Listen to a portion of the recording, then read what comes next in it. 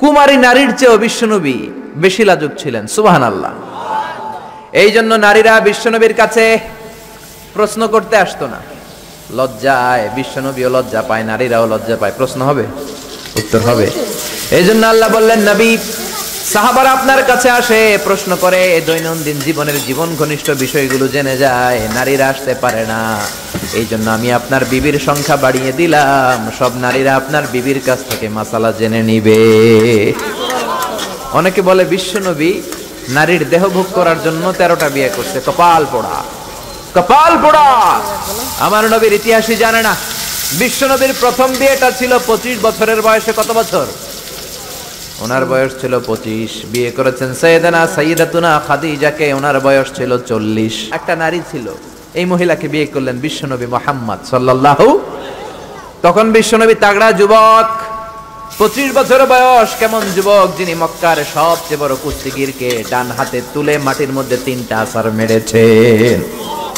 বিশ্বনবী বলতেন, আমার হাতে 40 জন জান্নাতি লোকের শক্তি দিয়েছে কে? বিশ্বনবীর সব বিয়ে ছিল বিধবাদেরকে আশ্রয় দেওয়ার জন্য।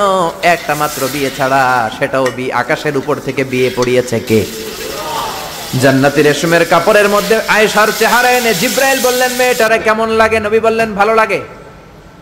তার 1 সপ্তাহ পরে আবার ছবি এনে বললেন, ও নবী, আবু বকরের মেয়ে, আল্লাহ সরাসরি বিয়ের প্রস্তাব পাঠিয়েছেন।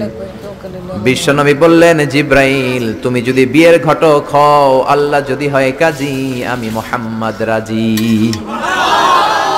হয়ে গেল বিয়ে। এই একটাই ভার্জিন। তারও অনেক হিকমত আছে, বাকি সবগুলো ছিল উইডো, বিধবা। 30 বছর তার সাথে কাটালেন। মানে বিশ্বনবী 50 বছরের আগ পর্যন্ত সেকেন্ড ম্যারেজ করে নাই। সুবহানাল্লাহ কইতে মন চায় না মিয়া? কপাল পোড়া। এরা বলে নারী লোভী মুহাম্মদ 13টা বিয়ে করেছে। নাস্তিকেরা বলে, পড়েন নাউযুবিল্লাহ। 4টা কারণে বিশ্বনবীর এতগুলো বিয়ে হয়েছে। জোরে বলেন, কয়টা? একটা হচ্ছে এডুকেশনাল কজ, একটা হচ্ছে লিগ্যাল কজ, একটা হচ্ছে সোশ্যাল কজ, আর একটা হচ্ছে পলিটিক্যাল কজ।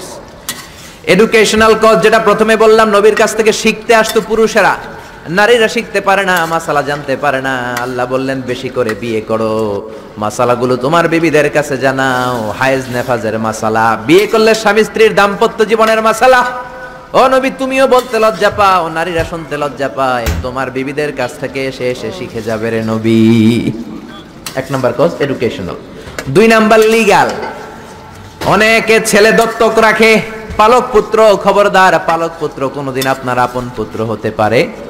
যায়েদ বিন হারিসাকে বিশ্বনবী ছেলের মতো রাখলেন। সবাই বলতে আরম্ভ করলো, যায়েদ বিন মুহাম্মদ, মুহাম্মদের ছেলে যায়েদ। আসলে কি মুহাম্মদ সাল্লাল্লাহু আলাইহি ওয়াসাল্লামের ছেলে না, হারেসার ছেলে।